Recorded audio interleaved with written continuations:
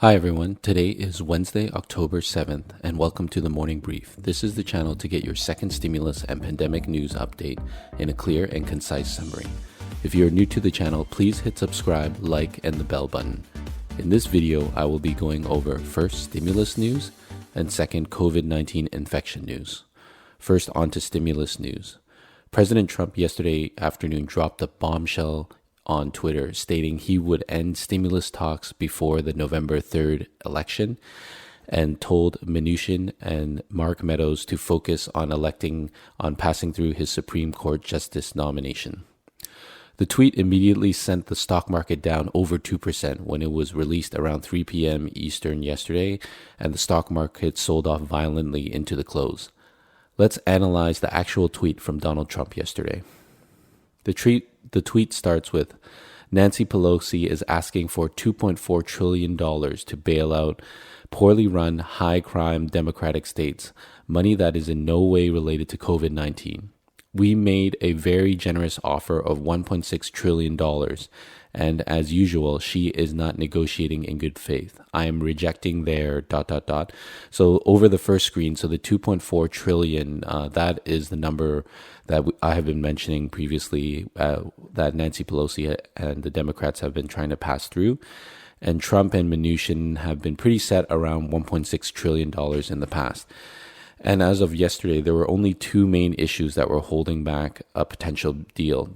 The number one, state and local taxes, the total amount for those, and potentially tax credits. So let's go on to the second tweet from Trump. He said, I'm requesting and looking to the future of our country. I have instructed my representatives to stop negotiating until after the election, when immediately after the win, we will pass a major stimulus bill that will focus on hardworking Americans and small business. I have asked Senator Mitch McConnell not to delay, but to instead focus full-time on approving my outstanding nominee to the United States Supreme Court, Amy Coney Barrett. Our economy is doing well. The stock market is at record levels, jobs and unemployment also coming back in record numbers. We are leading the world in economic recovery, and the best is yet to come. Capitalized. So in regards to his comment on the stock market, we actually have been selling off quite violently. And when this tweet came out, it came off another 2% on the S&P. When he said he instructed his representatives, that's basically Mnuchin and Meadows, who had been trying to push through this $1.6 trillion skinnier bill.